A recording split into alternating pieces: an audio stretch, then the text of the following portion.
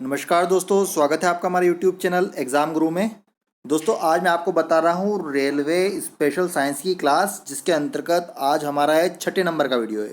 इसके पहले मैं 5 वीडियो बना चुका हूँ।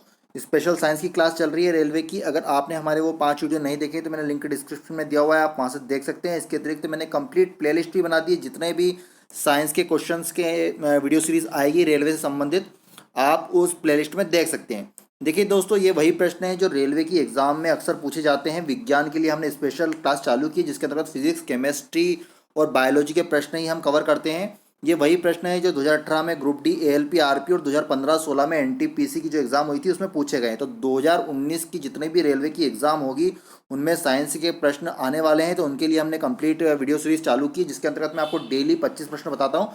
तो आज का हमारा 6 नंबर का वीडियो चालू करते हैं। तो चलिए आज का पहला प्रश्न देखते हैं। दोस्तों आज हमारा सबसे पहला प्रश्न है, वह 3 तत्व जिनका उपयोग रासायनिक उर्वरकों में सर्वाधिक होता है। आपको उन 3 तत्वों के नाम बताना है जिनका उपयोग रासायनिक उर्वरकों में सबसे ज़्यादा होता है। इसका सही उत्तर होगा option number B, nitrogen, potassium और फास्फोरस। नाइट्रोजन, पोटेशियम और फास्फोरस ऐसे 3 तत्व हैं जिनका उपयोग रासायनिक उर्वरकों में सबसे ज़्यादा होता है। चलिए अगला प्रश्न देखते हैं। अगला प्रश्न है हमारा, स्वस्थ मनुष्य में प्रति मिनट हृदय स्पंदन होता है। आपको बताना है कि जो एक स्वस्थ मनुष्य होता है उसमें प्रति मिनट हृदय कितनी बार धड़कता है। तो इसका सही उत्तर होगा ऑप्शन नंबर सी, 72 बार। कितनी बार धड़कता है? 72 बार धड़कता है। चलिए अगला प्रश्न देखते हैं। अगला प्रश्न है हमारा, पौधे व पेड़ का खाना तैयार करने की प्रक्रिया कहलाती है। जो पेड़ पौधे अपना खाना तैयार करते हैं उस प्रक्रिया को हम क्या कहते हैं वैज्ञानिक भाषा में? तो इसका सही उत्तर होगा ऑप्शन नंबर डी, फोटोसिंथेसिस। उस प्रक्रिया को हम क्या कहते हैं? फोटोसिंथेसिस की प्रक्रिया, जिसके अंतर्गत पेड़ पौधे अपना खाना तैयार करते हैं। चलिए दोस्तों अगला प्रश्न देखते हैं, लेकिन उसके पहले मैं आपको बता दूं कि अगर वीडियो पसंद आ रहा है तो डेली की तरह एक लाइक करना ना भूलें, और अपने दोस्तों के साथ फेसबुक, व्हाट्सएप और टेलीग्राम जितने भी आपके स्टडी के ग्रुप में शेयर जरूर करें, और इस तरह के डेली वीडियो प्राप्त करने के लिए सब्सक्राइब करने के साथ बेल आइकन जरूर दबाएं। चलिए अगला प्रश्न देखते हैं। अगला प्रश्न है हमारा, एकीकृत परिपथ में प्रयुक्त अर्धचालक चिप निम्न की बनी होती है। आपको बताना है कि एकीकृत परिपथ में जो अर्धचालक चिप यूज होती है वह किसकी बनी होती है। तो इसका सही उत्तर होगा ऑप्शन नंबर सी, सिलिकॉन। किसकी बनी होती है? सिलिकॉन की बनी होती है। चलिए अगला प्रश्न देखते हैं। अगला प्रश्न है हमारा, स्थिर पानी में मिट्टी का तेल डालने पर मच्छर कम होते हैं, ऐसा क्यों होता है? तो दोस्तों इसका सही उत्तर होगा ऑप्शन नंबर डी, लार्वा के सांस में बाधा डालता है। जब हम स्थिर पानी में मिट्टी का तेल डाल देते हैं तो उसमें जो लार्वा रहते हैं मच्छरों के, वो उनको सांस लेने में बाधा होती है, इसलिए मच्छर नहीं पनपते हैं। चलिए अगला प्रश्न देखते हैं। अगला प्रश्न है हमारा, कांच को गहरा नीला रंग किससे मिलता है? आपको बताना कि कांच को गहरा नीला रंग इनमें से किससे मिलता है। उसका सही उत्तर होगा option number A, cobalt oxide. किससे मिलता है? कोबाल्ट ऑक्साइड से मिलता है। चलिए अगला प्रश्न देखते हैं। अगला प्रश्न है हमारा, विटामिन सी का सबसे उत्तम स्रोत इनमें से कौन सा है? तो उसका सही उत्तर होगा ऑप्शन नंबर सी, आंवला। विटामिन सी का सबसे उत्तम स्रोत आंवला होता है। चलिए अगला प्रश्न देखते हैं। नीला थोता क्या है? नीला थोता आपको बताना है कि इनमें से कौन नीला थोता है। तो इसका सही उत्तर होगा ऑप्शन नंबर एक, कॉपर सल्फेट। कॉपर सल्फेट को हम नीला थोता भी कहते हैं। चलिए दोस्तों अगला प्रश्न देखते हैं। अगला प्रश्न है हमारा, ताप एवं दबाव की समान अवस्थाओं में विभिन्न गैसों के समान आयतन में किसकी संख्या समान होती है? ताप एवं दबाव की समान अवस्थाओं में विभिन्न गैसों के समान आयतन में किसकी संख्या समान होती है? तो दोस्तों इसका सही उत्तर होगा ऑप्शन नंबर बी, अणु की। किसकी संख्या समान होती है? अणु की संख्या हमेशा समान होती है। चलिए अगला प्रश्न देखते हैं। जब प्रकाश के लाल, हरा व नीले रंगों को समान अनुपात में मिलाया जाता है तो परिणामी रंग कौन सा होगा? लाल, हरा और नीला रंग जब हम मिला लेते हैं, उनको समान अनुपात में मिला लेते हैं, तो कौन सा रंग निकल के आता है? तो उसका सही उत्तर होगा दोस्तों ऑप्शन नंबर बी, सफेद। कौन सा रंग बनता है? लाल, हरे और नीले रंग को समान अनुपात में मिलाने पर सफेद रंग बनता है। चलिए अगला प्रश्न देखते हैं। दोस्तों अगला प्रश्न है हमारा, मनुष्य लोहा किससे प्राप्त करता है? आपको बताना है मनुष्य लोहा इनमें से किससे प्राप्त करता है।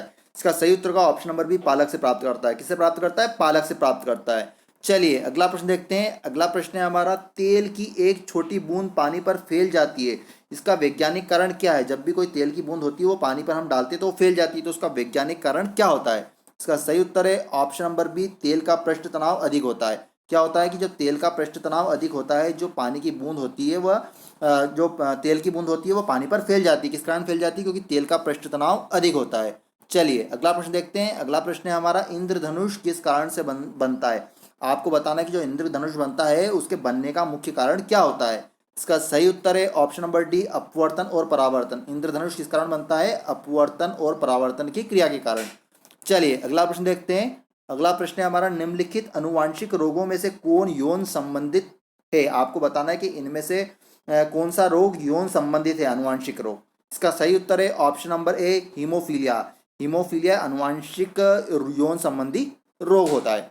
चलिए अगला प्रश्न देखते हैं। अगला प्रश्न है हमारा, निम्न में से कौन प्रतिचुंबकीय डायमैग्नेटिक है? आपको बताना है कि इनमें से कौन प्रतिचुंबकीय है।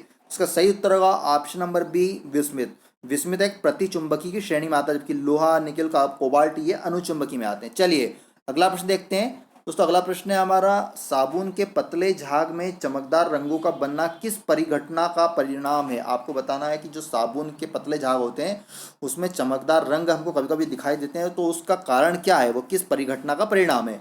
इसका सही उत्तर है ऑप्शन नंबर ए, बहुलित परावर्तन और व्यतिकरण। किस परिघटना का परिणाम है? बहुलित परावर्तन एवं व्यतिकरण का परिणाम होते हैं जो भी हमको साबुन के ऊपर रंगीन झाग दिखाई देते हैं। बहुलित परावर्तन और व्यतिकरण याद रखिएगा। चलिए अगला प्रश्न देखते हैं। अगला प्रश्न है, डीएनए की संरचना को सबसे पहले किसने रेखांकित किया था? आपको वैज्ञानिक का नाम बताना है जिन्होंने डीएनए की संरचना को सबसे पहले रेखांकित किया था। इसका सही उत्तर होगा ऑप्शन नंबर सी, वॉटसन व क्रिक। वॉटसन व क्रिक ने सबसे पहले डीएनए की संरचना को रेखांकित किया था। चलिए अगला प्रश्न देखते हैं। अगला प्रश्न है हमारा, अम्लीय वर्षा में निम्नलिखित में से क्या अधिकतम मात्रा में होता है? जो अम्लीय वर्षा होती है उसमें इनमें से क्या सबसे अधिक मात्रा में पाया जाता है? तो इसका सही उत्तर होगा ऑप्शन नंबर सी, H2SO4। क्या सबसे अधिक मात्रा में पाया जाता है? H2SO4। चलिए दोस्तों अगला प्रश्न देखते हैं। अगला प्रश्न है हमारा, किसी असंतुलित बल द्वारा किसी पिंड में उत्पन्न त्वरण। देखिए, किसी असंतुलित बल द्वारा किसी पिंड में उत्पन्न त्वरण क्या होता है? इसका सही उत्तर है ऑप्शन नंबर बी, बल के अनुक्रमानुपाती होता है। किसके अनुक्रमानुपाती होता है? वह बल के अनुक्रमानुपाती होता है। चलिए अगला प्रश्न देखते हैं। अगला प्रश्न है, किसी वस्तु के ताप में वृद्धि का अर्थ है कि वस्तु की, देखिए जब किसी वस्तु के ताप में वृद्धि हो जाती है तो उसका क्या अर्थ होता है? तो उसका सही उत्तर है दोस्तों ऑप्शन नंबर डी, ऊष्मीय ऊर्जा बढ़ जाती है। जब भी किसी वस्तु के ताप में वृद्धि हो जाती है तो उसका जो ऊष्मीय ऊर्जा होती है वह बढ़ जाती है। चलिए अगला प्रश्न देखते हैं। अगला प्रश्न है हमारा, गोल्डन चावल एक प्रचुरतम स्रोत है। देखिए गोल्डन चावल में सबसे ज़्यादा कौन सा विटामिन पाया जाता है? तो उसका सही उत्तर है option number A, vitamin A. Golden चावल में सबसे अधिक विटामिन ए पाया जाता है। चलिए नेक्स्ट क्वेश्चन देखते हैं। निम्नलिखित में से किसमें सर्वोच्च विशिष्ट ऊष्मा का मान होता है? आपको बताना है कि इनमें से किसमें सर्वोच्च विशिष्ट ऊष्मा का मान होता है। इसका सही उत्तर है ऑप्शन नंबर डी, जल। जल में सबसे अधिक विशिष्ट ऊष्मा का सबसे सर्वोच्च मान होता है। चलिए अगला प्रश्न देखते हैं।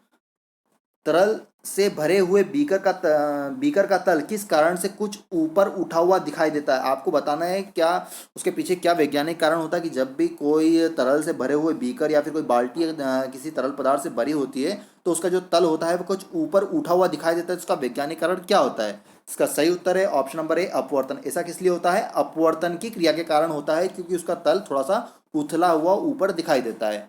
चलिए नेक्स्ट क्वेश्चन देखते हैं। अगला प्रश्न है हमारा, निम्न में से कौन सा विटामिन पानी में घुलनशील है?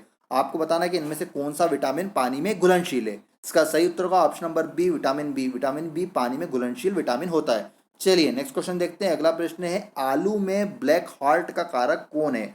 आपको बताना है कि कभी कभी आपने देखा होगा कि आलू में अंदर काले काले ब्लैक हार्ट हो जाते हैं, तो उसका मुख्य कारण क्या होता है? इसका सही उत्तर है ऑप्शन नंबर सी, ऑक्सीजन की कमी। ऑक्सीजन की कमी के कारण आलू के अंतर्गत ब्लैक हार्ट बन जाते हैं। तो दोस्तों आज मैंने आपको रेलवे स्पेशल साइंस की क्लास के अंतर्गत मैंने आपको 25 महत्वपूर्ण प्रश्न बताए, जो कि हमारा आज का 6 नंबर का वीडियो था। मैं इसके पहले 5 वीडियो बना चुका हूँ। कमेंट बॉक्स में ये जरूर बताइए कि आपको 25 में से कितने मार्क्स प्राप्त हुए और आपका RRB जोन क्या था। धन्यवाद। जय हिंद, जय भारत।